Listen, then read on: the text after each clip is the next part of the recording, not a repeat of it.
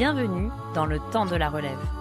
Je suis Marie-Noëlle Tissier, professionnelle de santé et engagée à donner la parole à celles et ceux qui agissent pour transformer notre système de santé. Soignants, managers, chefs d'établissement, entrepreneurs, ils viennent tous nous partager leurs projets, leurs initiatives et nous expliquent pourquoi cela fonctionne. La relève est en marche, alors on ouvre le micro. Eh bien, bienvenue à tous. Je suis ravie de vous recevoir pour cette nouvelle saison du temps de la relève. Ça me tenait vraiment à cœur de pouvoir refaire un épisode solo. Ce sera un épisode un petit peu spécial aujourd'hui avec vous. Je sais qu'il y a eu énormément de questions durant cette année, de remarques, et je vais essayer, à travers cet épisode, de pouvoir y répondre. Et puis, ça va permettre aussi de pouvoir démarrer cette nouvelle saison, puisque ce sera donc la saison 2 du temps de la relève. Ça a été une année extrêmement riche. Pour ceux qui sont arrivés un petit peu en cours de route, le podcast, il a été lancé l'année dernière, en fin d'année, donc en 2024. Aujourd'hui, on est en septembre 2025. C'est la rentrée. Et donc, ça va être un petit peu un focus sur toute cette année, comment elle s'est passée. Alors, c'est sûr qu'il y a eu des hauts, des bas, des surprises. Alors, en quelques chiffres, moi, c'est vrai que je m'étais fixé une cible de 1000 écoutes pour cette première saison parce que je ne savais pas trop le podcast comment ça allait être perçu par les professionnels de santé. Donc, c'était un petit peu un chiffre que je m'étais mis en tête. J'avais pas mal discuté aussi avec d'autres personnes qui faisaient des podcasts, pas seulement des podcasts dans la santé. Et c'est vrai qu'ils m'avaient dit une première saison, voilà, n'attends pas non plus des chiffres très importants. Et puis, ça a été la grande surprise puisque à la fin en fait de la diffusion de cette première saison, je suis arrivée à 2500 écoutes. Donc, ça a dépassé largement mes attentes. Mais bien sûr, je suis ravie et ça m'a permis de me conforter sur le fait qu'il y avait un manque de médias, un manque de communication dans la santé et surtout de mettre en valeur ceux qui sont sur le terrain.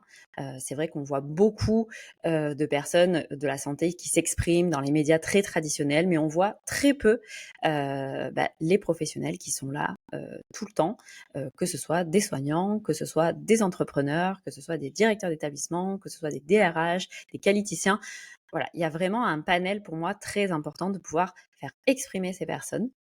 Donc, c'était un petit peu chose faite dans cette année, puisqu'il y a eu 17 épisodes que j'ai pu enregistrer, qui sont sortis tous les 15 jours. Alors, ça a été des épisodes extrêmement variés. J'ai pu avoir des personnes qui avaient monté leur entreprise. J'ai pu avoir vraiment des personnes qui étaient au cœur de l'hôpital, des soignants, mais aussi des administratifs. Ça a permis de faire un petit peu un premier panel de toutes ces personnes qui gravitent et qui essayent en tout cas au quotidien de monter des projets, de monter des initiatives et surtout des choses qui marchent. Alors c'est vrai que dans les épisodes les plus marquants, alors il y en a eu beaucoup, moi je pourrais vous en parler pendant des heures. C'est pas le but. Moi, le but, c'était pour refaire un peu un focus avec vous sur tous ces épisodes. C'est vrai qu'il y a eu Loïc Martin, qui a été vraiment un épisode, et c'est vrai que j'en avais beaucoup parlé cet été sur les réseaux, où Loïc vraiment a apporté, je pense, beaucoup quelque chose à cette saison. En tout cas, ça a permis de pouvoir faire un petit peu cranter le podcast. C'est un échange qui était très riche. Alors, c'était très marrant parce que on s'était prévu, moi souvent avec les invités, je prévois une trame un peu de questions pour justement qu'on soit assez à l'aise pendant la discussion. Et en fait, avec Loïc, ça s'est pas du tout passé comme ça puisque on s'est complètement détaché de cette trame et on a oublié, je pense, tous les deux qu'on était en train d'enregistrer un épisode et on a discuté de beaucoup de choses. Donc, si vous l'avez pas encore écouté, je vous le conseille. Dans les épisodes marquants, il y a eu Francine Corneux. Alors Francine, ça a été une des premières invitées que j'ai sollicitées.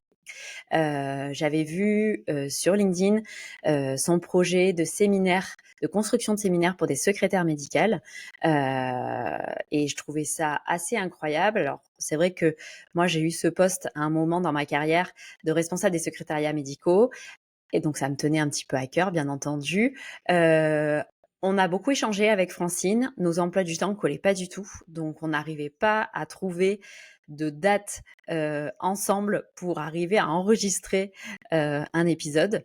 C'est vrai qu'à un moment, je m'étais dit: «On va pas y arriver cette année» et bah, le petit clin d'œil, c'est que, bah, ça a été le dernier épisode que j'ai pu enregistrer, cette saison et j'étais vraiment, vraiment, vraiment ravie de pouvoir le faire avec elle.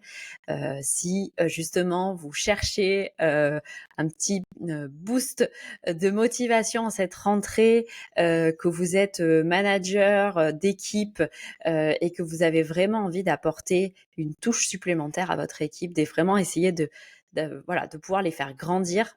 Alors vraiment, écoutez cet épisode avec Francine Corneux, c'est assez incroyable ce qu'elle a pu réaliser, avec toutes ses secrétaires.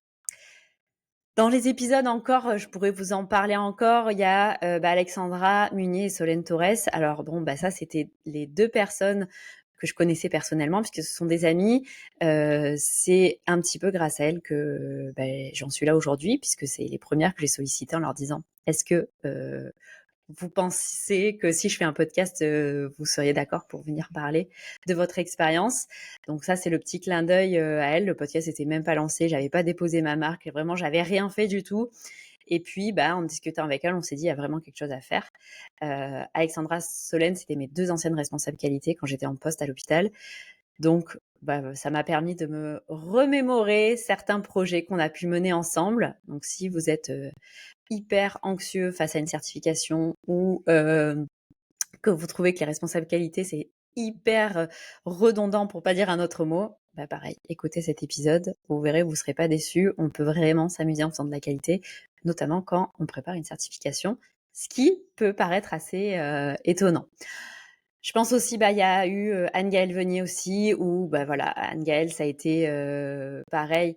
Moi, j'ai fait, beaucoup d'hygiène hospitalière, notamment pendant le Covid, et c'est vrai que Anne-Gaëlle, elle est, médecin au sein du CEPIAS, donc ça m'a permis aussi de me remémorer certains souvenirs, et puis de voir qu'il y a, des équipes opérationnelles d'hygiène qui font des choses vraiment hyper concrètes, créer une application, ça, c'est vrai que c'est quelque chose, moi, pour moi, qui me tenait à cœur de pouvoir montrer que, on peut aussi apprendre différemment. Dans l'apprentissage, vous avez vu aussi, qu'il y a beaucoup d'épisodes, sur comment apprendre, la formation, voilà. Ça, c'est vrai que ça a été quelque chose qui a beaucoup marqué cette saison et c'est vrai que cette saison, elle a été, très, compliquée à gérer puisque, dans ma vie, perso, j'ai eu la petite surprise, d'attendre un deuxième bébé.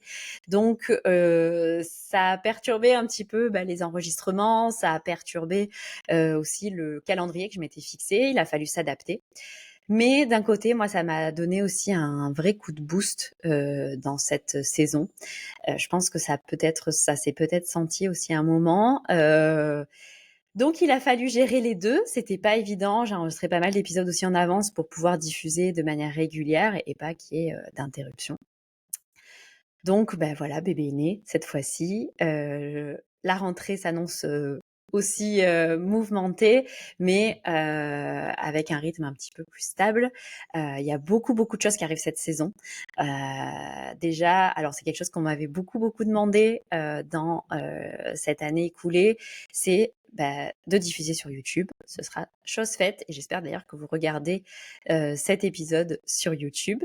Donc la chaîne Le Temps de la Relève, va arriver très prochainement et tous les épisodes seront disponibles à la fois sur les plateformes de podcast classiques, comme ça vous pourrez continuer à les écouter en audio sur, votre vélo, en faisant du sport, dans votre voiture, dans les transports.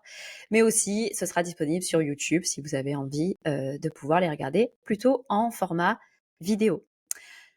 On a bien sûr des nouveaux invités qui nous arrivent, des profils qui sont encore très variés. On va parler pas mal du monde libéral, ça c'était important, de pouvoir un peu, connaître tout ça.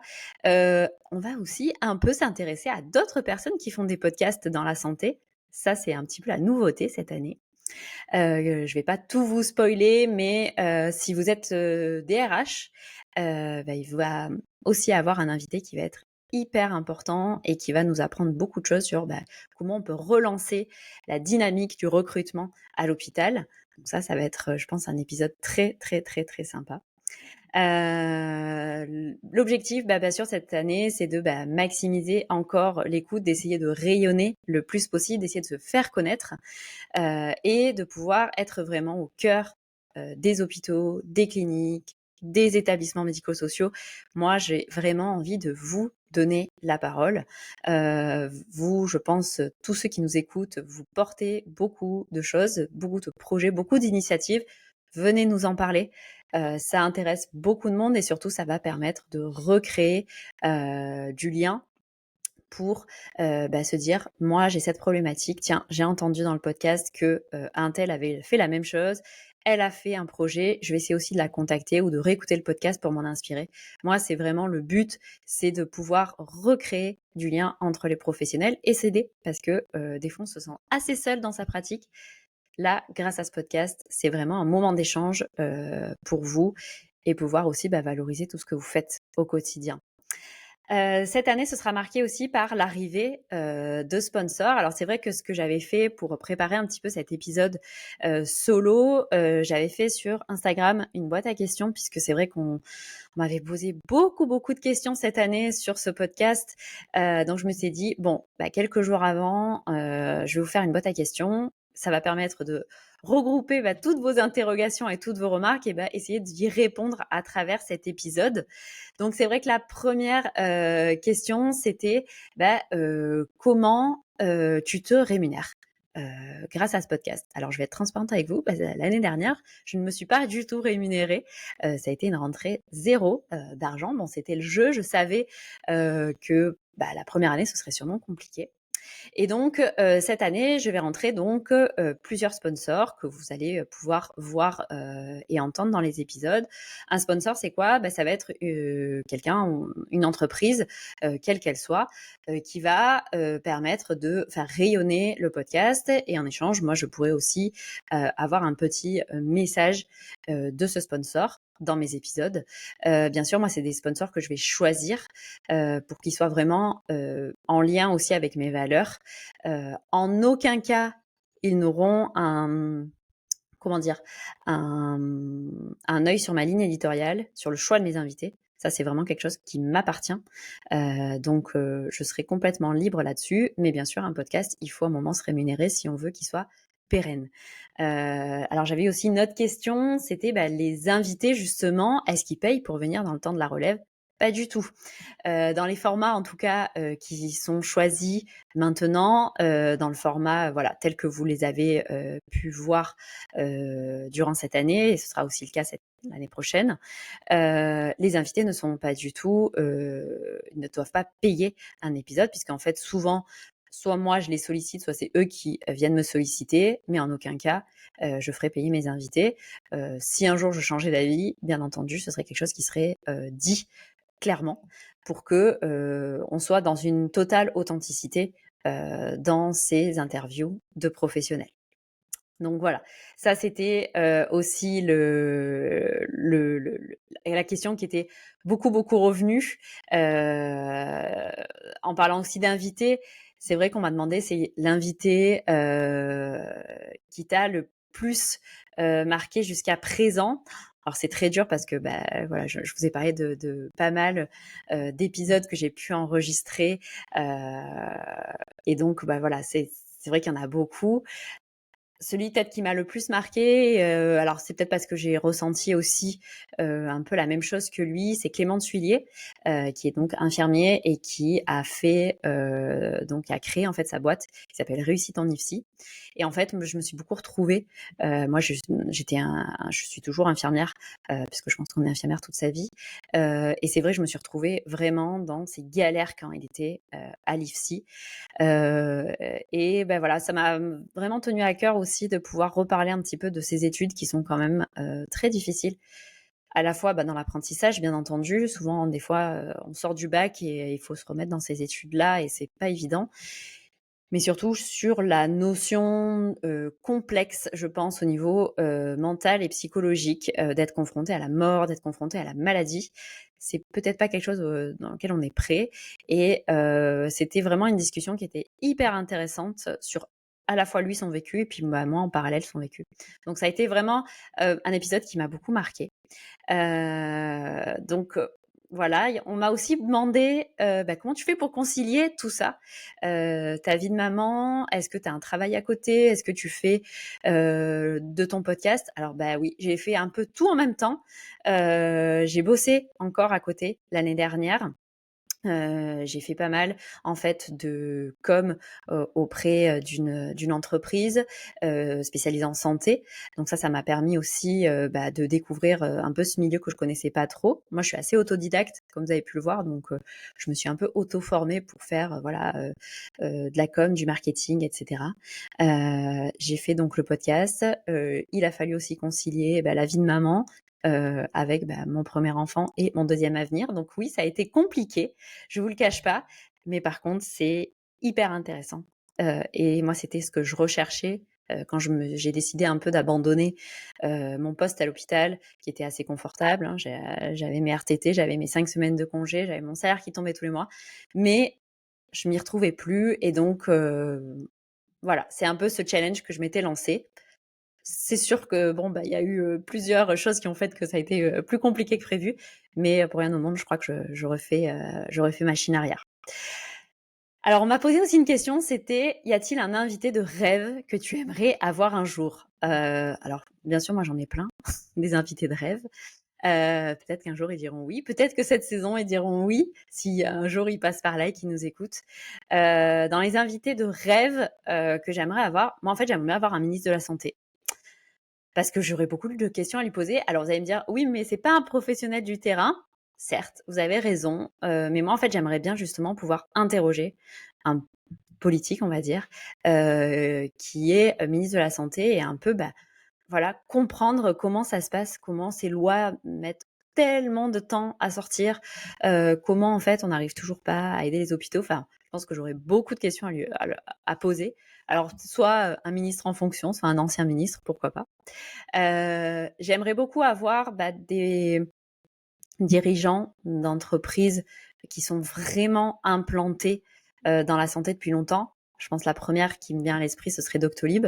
Et j'aimerais beaucoup interroger le fondateur pour savoir un petit peu comment il a pu construire un tel outil et pourquoi en fait avant ça n'avait jamais existé.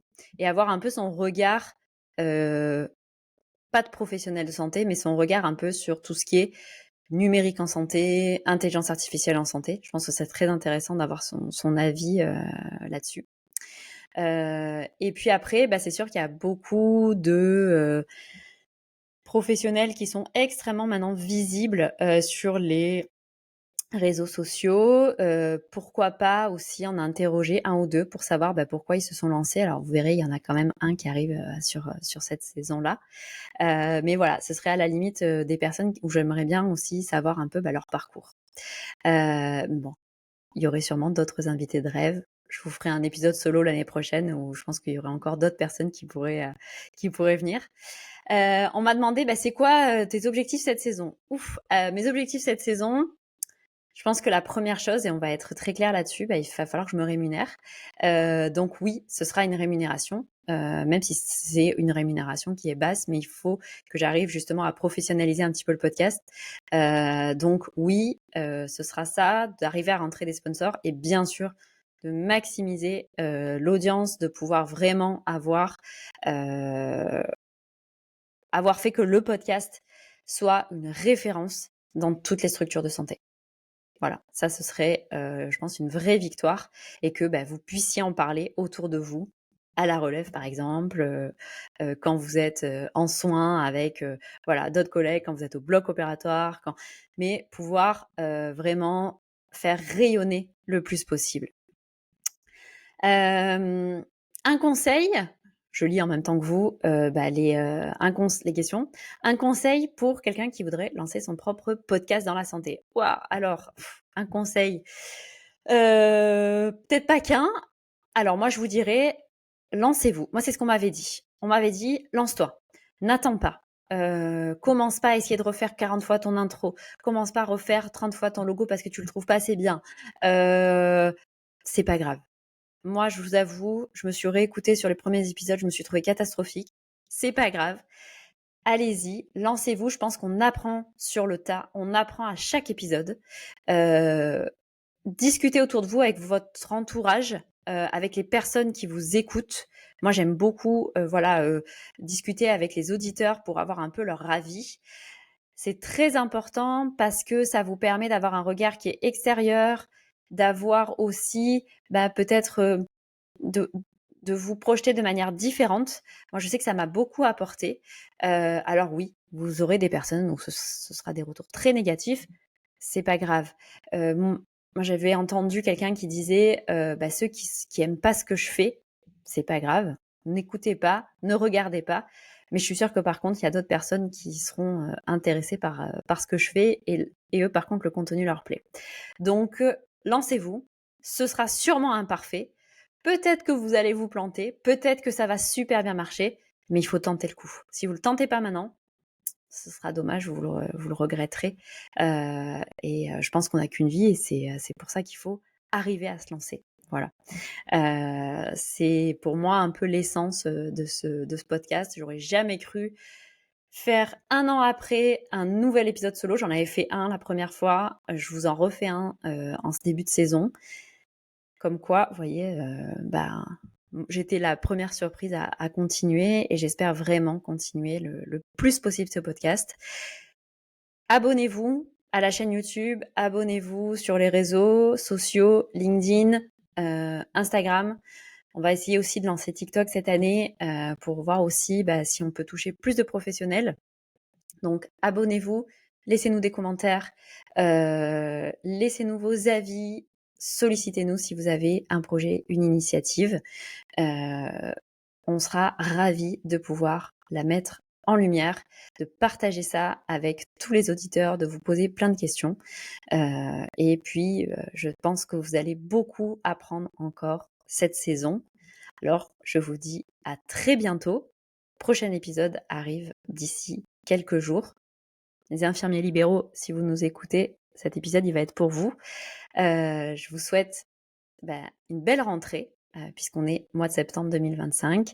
Et je vous dis à bientôt au micro du temps de la relève.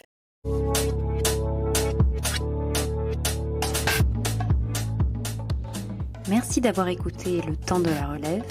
J'espère que cet épisode vous a inspiré et donné des clés pour réfléchir ou agir au quotidien. Pour faire vivre ce podcast, il est indispensable de vous abonner, de partager cet épisode autour de vous et de laisser un commentaire. C'est grâce à vous que nous pouvons continuer à mettre en lumière les initiatives et les professionnels qui transforment la santé. Et si vous souhaitez vous aussi partager votre expérience ou vos projets sur le podcast, n'hésitez pas à me contacter. Vous pouvez également suivre le temps de la relève sur LinkedIn et Instagram pour ne rien manquer des prochains épisodes et découvrir les coulisses. Je suis Marie-Noël et je vous dis à très bientôt pour un nouvel épisode où nous continuerons à explorer ensemble les solutions concrètes pour un meilleur système de santé.